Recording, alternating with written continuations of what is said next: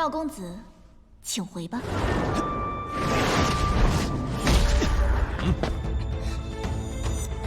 孟商基，可不要再借故错过，已是无人了。魏大哥，请教我武功，我要去离记。那个妙月羞辱上离小姐。Cek 1, 2, 3. Halo semuanya, kembali lagi bersama para jagoan. Seperti biasa, admin selalu mendoakan kalian semoga selalu dalam keadaan sehat dan dalam kondisi terbaik. Di video kali ini, admin akan melanjutkan cerita dari Millennium Part 4. Penasaran dengan kelanjutan alur ceritanya dan tak berlama-lama, langsung saja kita masuk yuk ke isi ceritanya. Cerita kembali dilanjutkan, yang dimana kini memperlihatkan Tuan Mudayu dari keluargamu akhirnya sampai di keluarga Sang.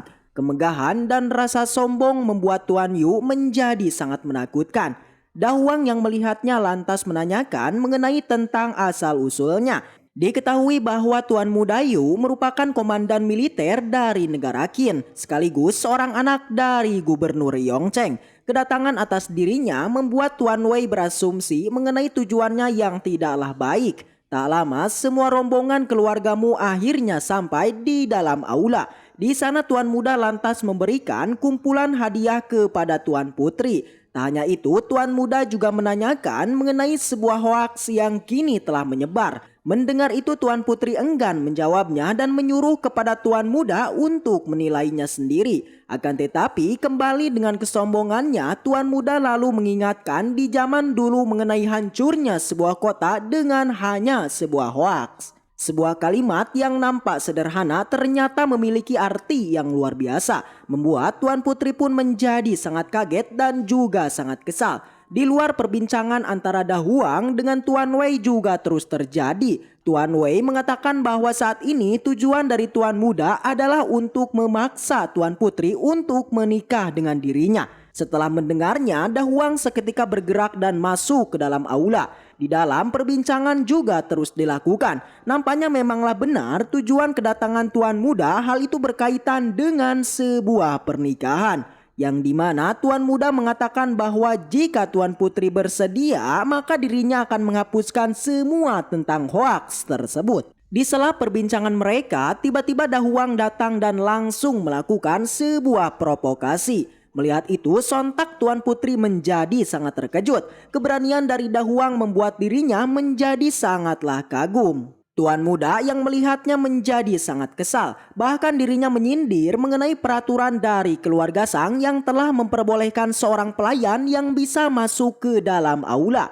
Akan tetapi Tuan Putri membenarkannya, bahkan ia juga mengatakan mengenai perkataan dari Dahuang yang merupakan keinginannya. Dengan itu, Tuan Putri pun lantas mempersilahkan Tuan Muda dari keluargamu untuk segera pergi. Sontak mendengar itu, ia pun menjadi sangat marah. Hingga anak buahnya juga langsung bergerak untuk menyerang Dahuang. Beruntung di sana muncul Tuan Wei yang langsung menghadangnya, membuat anak buah dari keluargamu akhirnya berhenti. Tuan Putri yang melihatnya juga mengingatkan mengenai tindakan Tuan Yu yang tidak terpuji. Tuan Muda juga langsung meminta maaf dan langsung bergerak untuk meninggalkan aula. Namun sebelum itu, Tuan Muda juga mengingatkan mengenai sebuah turnamen yang akan segera digelar. Dirinya juga menyarankan kepada Dahuang untuk mengikutinya. Provokasi dan perilaku dari Tuan Muda membuat Tuan Putri menjadi sangat kesal, membuat ia pun seketika menyarankan untuk membawa lagi hadiah yang dibawanya. Sontak mendengar itu ia pun menjadi sangat marah dan langsung menghancurkan semua hadiahnya. Menurutnya sebuah hadiah yang tidak diterima itu tak boleh dibawa lagi dan diharuskan untuk dihancurkan.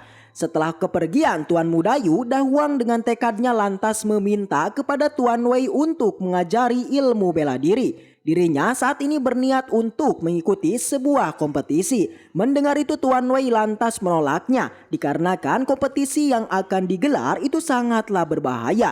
Bahkan tak hanya itu, Tuan Wei juga menceritakan mengenai pagelaran kompetisi tersebut, yang dimana kompetisi kekaisaran itu digelar setiap 3 tahun sekali, yang di dalamnya selalu melibatkan seorang pelayan dari tiap keluarga.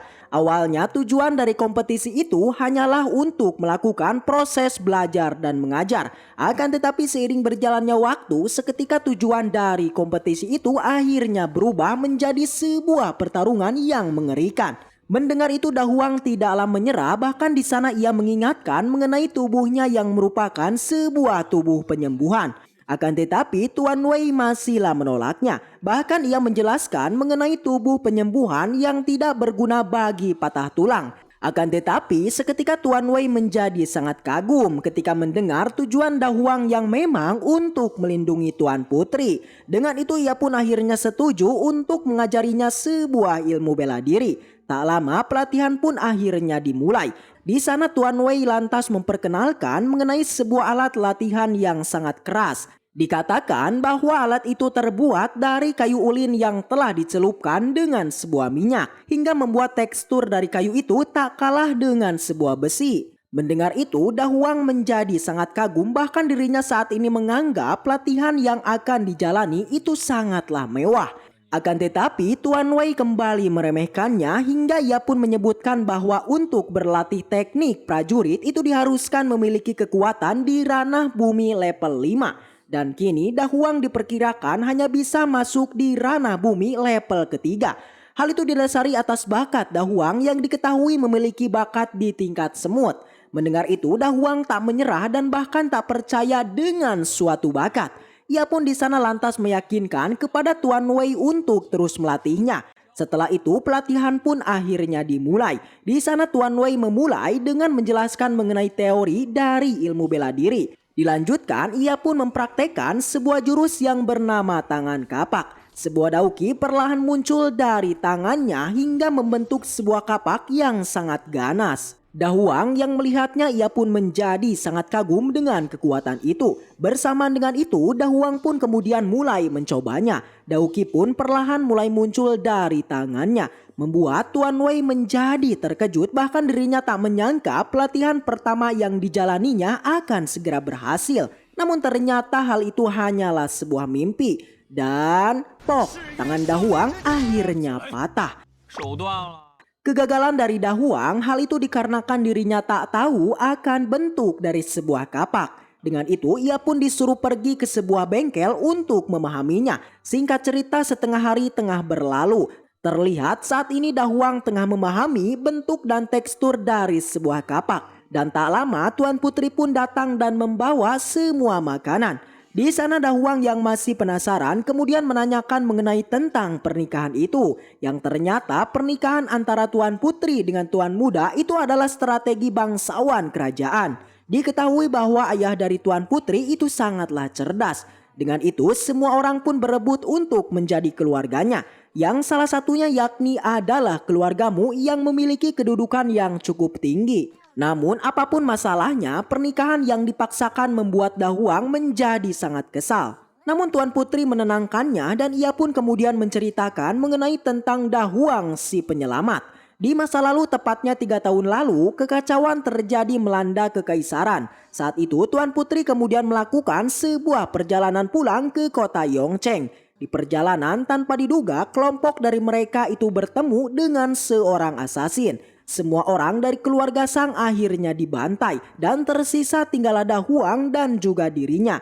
Di saat Dahuang melawannya, tak disangka ia pun akhirnya tewas ditusuk asasin itu. Di saat yang sama, Tuan Putri yang melihatnya juga langsung menebasnya. Kematian dari Dahuang membuat hatinya hancur hingga membekas sampai saat ini. Sebuah cerita yang menyedihkan membuat Jising enggan membahasnya. Tujuan dirinya mengikuti sebuah kompetisi bukanlah mengingat sebuah kesedihan, melainkan itu bertujuan untuk menghapuskan hoaks yang telah tersebar. Setelah itu Tuan Putri pun pergi dan pelatihan akhirnya dilanjutkan. 等你练好冰神道再说吧。 Waktu demi waktu terus berlalu. Semangat tinggi dan tekad kuat membuat Jising menjadi bersemangat. Hari demi hari telah berlalu. Pelatihan demi pelatihan juga telah dilakukan. Hingga akhirnya Dahuang mampu menguasai ilmu kapak tangan. Namun hal itu ternyata masihlah belum cukup. Dirinya lantas kembali melakukan latihan teknik yang lain. Ia pun terus belajar mengenai gerakan ilmu bela diri. Bahkan saat ini pelatihan yang dilakukan itu menggunakan sebuah senjata. Hari-hari yang diisi dengan pelatihan berat membuat saat ini Da Huang menjadi sangatlah kuat. Bahkan di saat dirinya mengeluh, di sana ia lantas mengingat mengenai tuan muda yang telah meremehkannya. Sontak dengan cepat energi dari tubuhnya seketika menjadi kembali penuh. Bahkan saat ini Da Huang berhasil memicu sebuah teknik yang berasal dari kakinya.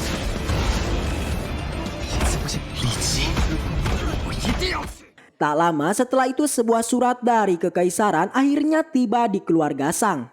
Ternyata itu merupakan surat panggilan kompetisi. Tuan Wei yang melihatnya kini seketika memuji Da Huang yang kini dirinya telah berhasil menguasai 2 teknik prajurit. Mendengar itu, Tuan Putri pun menjadi sangat senang. Tuan Wei lantas menyebutkan bahwa sebentar lagi Da Huang akan segera siap untuk mengikuti sebuah kompetisi. Akan tetapi Tuan Putri yang mendengarnya lantas menyanggahnya bahwa dirinya itu tak memiliki niat untuk mengirim Da Huang dalam kompetisi itu. Yang mana rencana untuk melatih Da Huang itu hanyalah bertujuan agar Da Huang bisa menjaga diri. Nampaknya saat ini Tuan Putri memutuskan untuk tidak melakukan sebuah kesalahan yang sama, di mana kesedihan yang terjadi tempo lalu itu tak boleh terulang kembali. Di sisi lain terlihat Da Huang yang tengah terus berlatih. Akhirnya pelatihan yang telah dijalani membuat ia pun menguasai 2 teknik yang berbeda. Akan tetapi dirinya merasa aneh mengenai teknik penyembuhan yang mulai melambat. Dengan itu ia pun mulai melirik gelangnya. Dan seketika tiba-tiba ia pun kesakitan dan nampaknya hal itu bersumber dari gelang itu yang kini mulai bereaksi.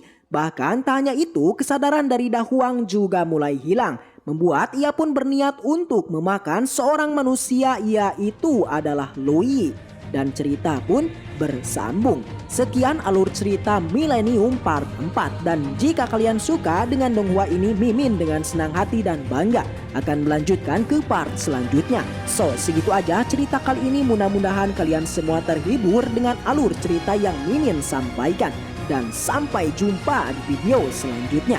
See you next time, and seperti biasa, salam